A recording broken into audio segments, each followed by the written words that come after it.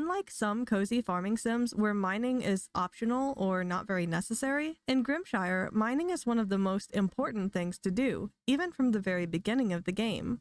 Why? Not only is it the #1 way to make money in this game, and you'll need money to do things like upgrade your tools and build barns for your livestock, but several of the ingredients you'll get from mining are necessary to progress in the game, whether that's in the crafting you do or the town quests you'll need to complete. So now that you know how essential mining is in the game, how do you get started? It's extremely easy. Just talk to Gruff, the blacksmith, for the first time, and he'll give you a starter pickaxe for free. To track him down, you can use your map and click on his name, or just wait for evening, since he often likes to hang out at the Rusty Bucket Tavern in town. The pickaxe you get from him is a rusted pickaxe, which can be used to break stone. This is great since you'll need stone for a variety of crafting projects and quests throughout the game. You can collect stone by breaking the small rocks around your farm, as well as by going into the first mine in the game, which can be found in the top left of the forest part of your map, just to the left of Gruff's house. Like I said, you'll want to get started going into this mine as soon as possible, because the money you'll make from it will be substantial and it contains a lot of resources you'll need throughout the rest of the game. There are 3 mines in Grimshire: the Forest Mine, the Marsh Mine, and the Mountains Mine. And every mine in the game is separated into 2 halves, with the lower half, floors 1 through 9, having different things you can gather than the higher half, floors 10 through 20.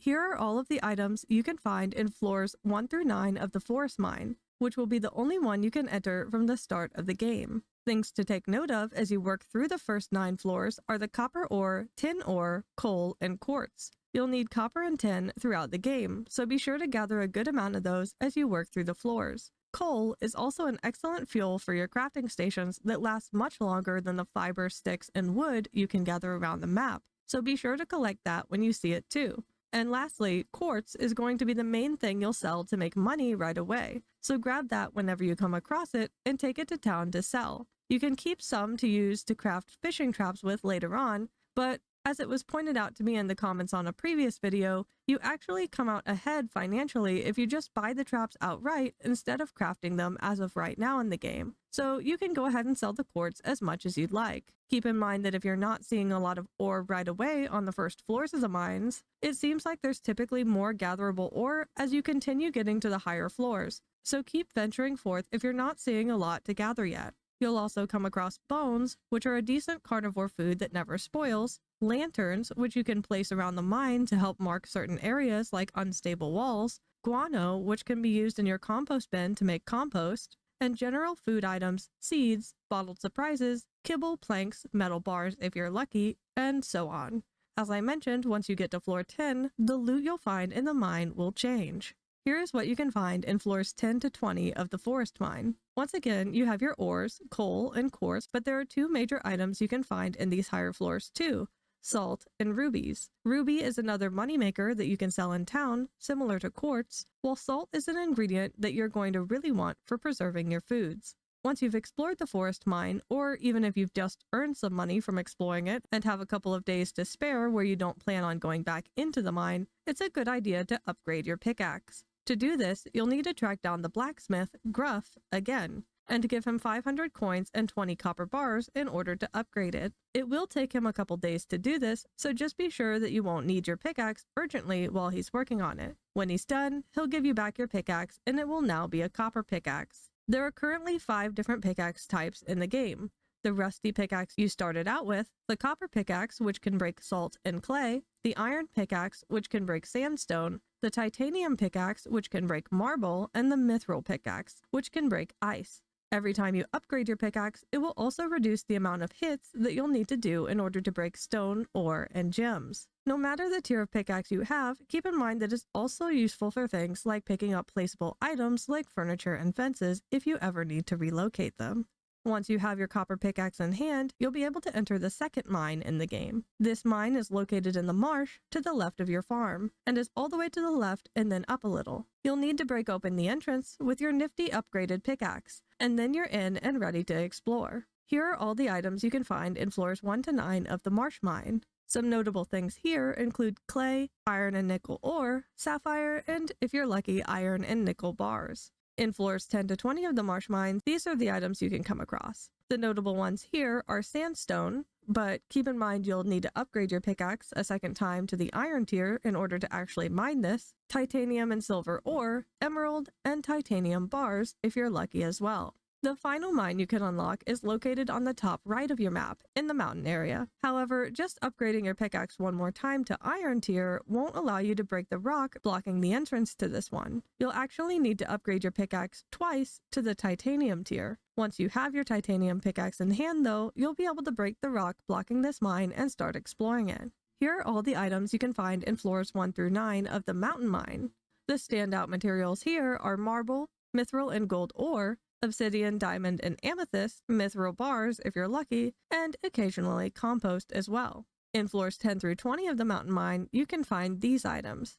And the ones to pay attention to here as well are ice chunks, ice gems, gold bars, and that you can collect every ore type in the game on these floors of the mine.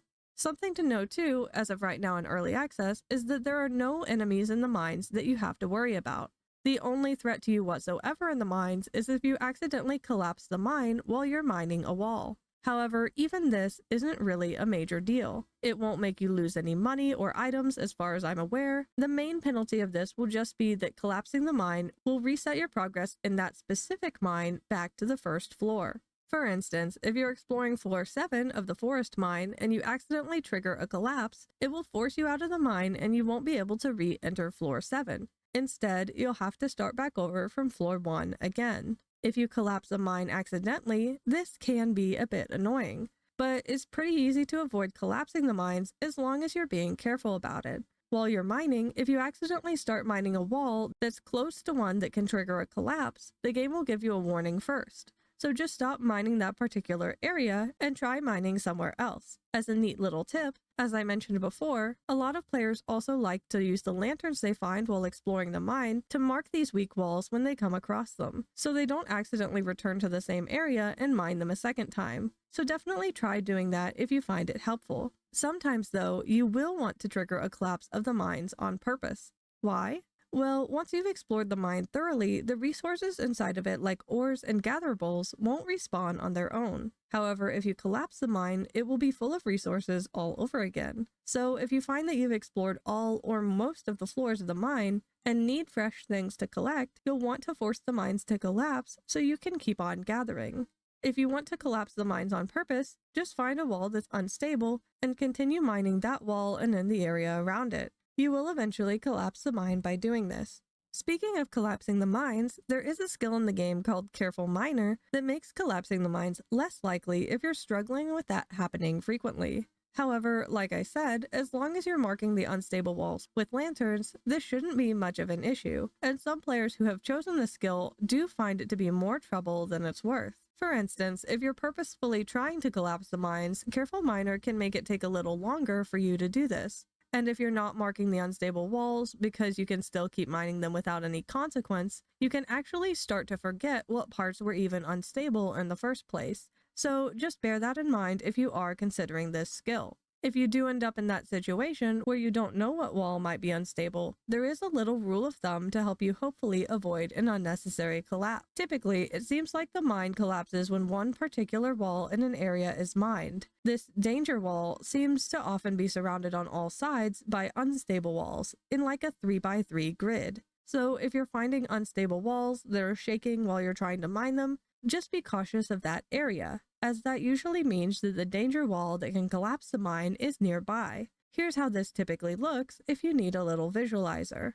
Since we talked about mining traits briefly as well, Prospector is a trait that can highlight ore locations for you in the mines. While this is a trait most players can likely skip, there are some players who really do love and benefit from it. Namely, if you notice you're having trouble spotting the ore throughout the mines, whether that's just due to how dark it is, if you're playing on a small screen like on the Steam Deck, or if you're colorblind, having this skill can potentially help you gather ore much more easily. Mole is also a very useful mining trait for helping you collect more ore, as it gives you a 10% chance every time you're mining to get an additional ore. So do consider picking that up if you feel like it fits your playstyle. Now, you might be wondering, are there any ways to find down ladders in the mines any faster? Every floor of the mines is random, but there are a few tips you can use to help you find the ladder to the next floor a little easier.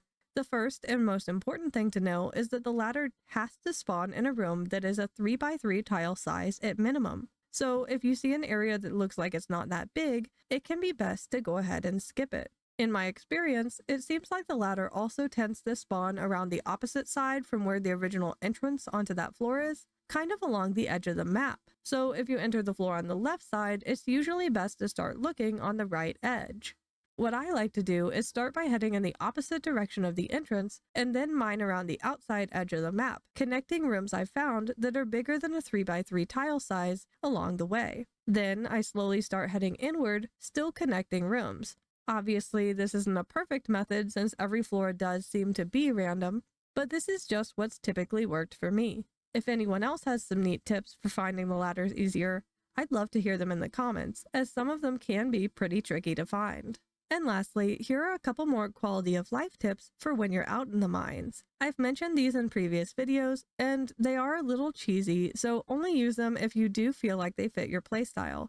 Mainly, they're for convenience and min-maxing. The first of these is if you're mining late at night and the time's about to run out, or you find yourself totally out of stamina and just need to get back home fast, you can open your menu and hit save and quit. This will take you back to the main menu, but when you load back into your save game, your character will automatically be teleported right back to your home. The next trick is similar and is going into your menu and pressing the Help I'm Stuck button instead. This one, instead of teleporting you back home or making you load back into your save file, will move your character to the entrance area of the current map that you're on that's closest to your house. So, for instance, if you're out in the middle of the mines, you'll get teleported back to the ladder. All you need to do then is climb that and you're back out of the mines. If you're exploring somewhere like the middle of the marsh area, you can use this button and it will teleport you back to the walkway you used to enter the marsh zone that's closest to your home. Either of these teleport tricks can be helpful depending on how you like to play, so I figured I'd mention them in case you'd like to use them to make navigating the mines or the map a little easier. And before I wrap up, just know that although mining is important for progression in the game, you don't have to go into the mines every single day. It's a great thing to get started on early on, and is excellent to go in and grab some resources from the mines every so often, especially if you find yourself needing specific ores or you get short on cash in the game. But you don't need to do this non-stop or anything. It's just something that's worth doing upfront and occasionally, as it will set you up for a lot of success later on in the game. Anyway, that should be enough information to wrap up this guide on mining in Grimshire. Hopefully you found some of this helpful. If you did, I'd super appreciate it if you liked the video, and definitely be sure to subscribe to the channel if you want to watch more of my guides like this. Thanks a ton for watching, and happy mining!